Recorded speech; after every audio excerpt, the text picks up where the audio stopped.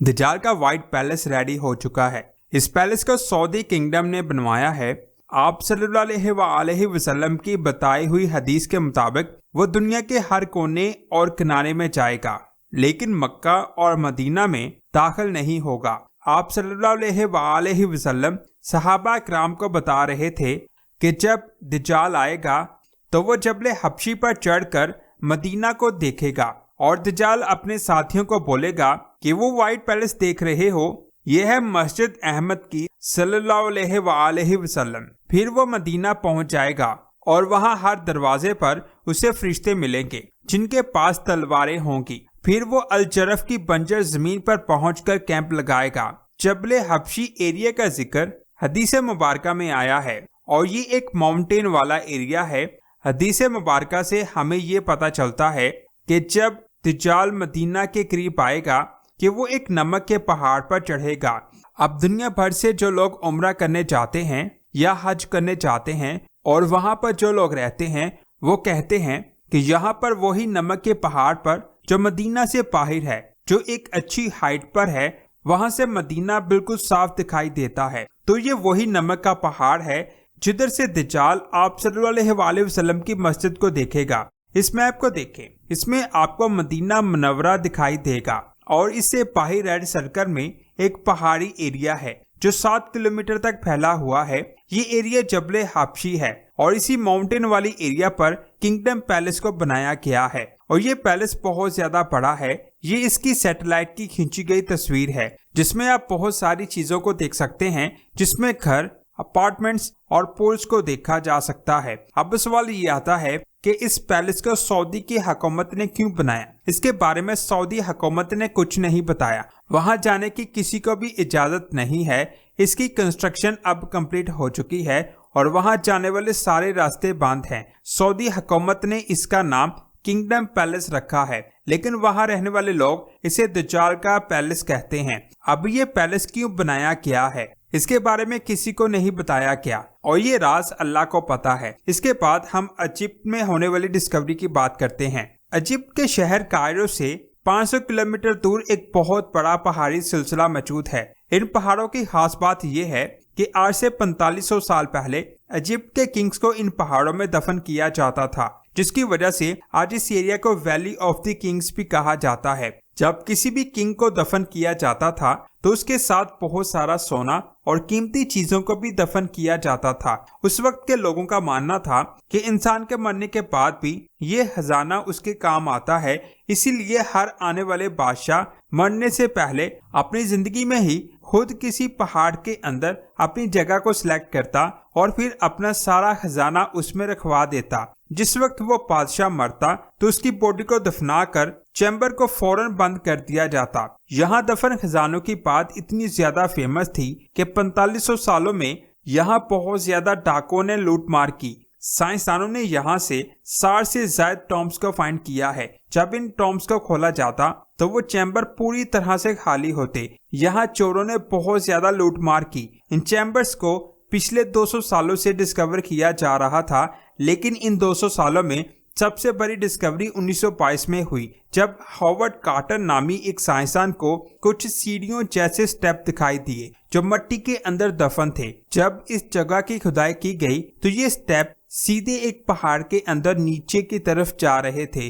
तो वो एक ऐसी जगह पहुंच गए जो एक कमरे जैसी थी, जिसमें बहुत ज्यादा सामान पड़ा हुआ था। पहली बार देखने से ही वहां मौजूद हर इंसान खुशी से झूमने लगा, क्योंकि उनको एक और किंग का टॉम मिल चुका था और ये पहला ऐसा चैम्बर था जो पूरी तरह से खजानों से भरा हुआ था। इसके कमरे में एक और चैम्बर भी मौजूद था। जब इस चैम्बर को खोला गया तो उसमें एक कॉफिन मिला। ये पूरा कॉफिन सोने का बना हुआ था। इस कॉफिन का वजन 90 किलोग्राम था।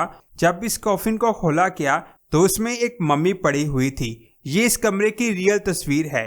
इसमें आप चैम्बर के साथ साथ पेंटिंग्स को भी देख सकते हैं, लेकिन ये पेंटिंग्स क्यों बनाई गई इसके बारे में साइंसदानों को जानना था। ये चैम्बर साइंसदानों के लिए बहुत बड़ी डिस्कवरी थी। अब साइंसदानों के माइंड में ये सवाल आ रहा था कि ये चैम्बर और ये मम्मी किस किंग की थी और 4500 सालों तक कोई डाकू इस चैम्बर तक क्यों नहीं पहुंच पाया। आखिर ये चैम्बर डाकुओं से कैसे बच गया।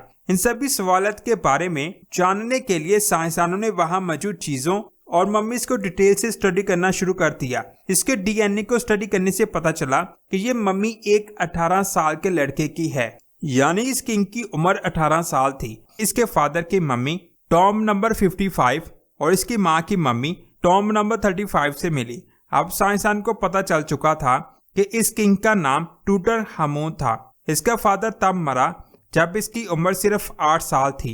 8 साल की उम्र में ये किंग बन गया और 18 साल की उम्र में इसकी मौत हो गई। लेकिन अब साइंसदानों को ये जानना था कि इस किंग को ऐसा क्या हुआ था कि 18 साल की उम्र में ही इसकी मौत हो गई। इसके अलावा भी बहुत सारे ऐसे सवाल थे जिनके बारे में साइंसदान जानना चाहते थे, लेकिन उस वक्त इतनी एडवांस टेक्नोलॉजी नहीं थी जिससे इन सवालों के जवाब मिल सके। फिर वक्त गुजरता गया और फिर 1939 में हॉवर्ड कार्टर की भी मौत हो गई, जिसके बाद इस टॉम पर की जाने वाली स्टडी को भी रोक दिया गया। वक्त गुजरता गया और कई सालों के बाद जब टेक्नोलॉजी एडवांस हुई तो एक बार फिर से टूटनखामुन के अधूरे सवालों के जवाब जानने की कोशिश शुरू हो गई। उस वक्त एक फीमेल साइंसदान आलिया इस्माइल ने टूटनखामुन के टॉम को स्टडी करना शुरू किया। सबसे पहले उसके पास एक चीज स्टडी करने के लिए बिल्कुल क्लियर थी। वो चीज थी उस टॉम की दीवार पर मौजूद पेंटिंग। उसने उस पेंटिंग की तस्वीर खींची और अपनी टीम को फॉरवर्ड कर दी। इस साइंसदान की टीम ने इस पेंटिंग की तस्वीर को एक सॉफ्टवेयर में डालकर स्टडी करना शुरू किया। सॉफ्टवेयर में डालने के बाद इस पेंटिंग की एक एक चीज को बिल्कुल क्लियर देखा जा सकता था। इसीलिए आलिया को पेंटिंग में पेंट ब्रश के निशान बिल्कुल साफ साफ दिखाई दे रहे थे। आलिया ने कहा कि ये निशान तब जाहिर होते हैं जब गीली दीवार पर पेंट ब्रश को चलाया जाए। जब लोग इस चैम्बर में पेंटिंग कर रहे थे तो दीवार पर लगाई जाने वाली मिट्टी गीली थी।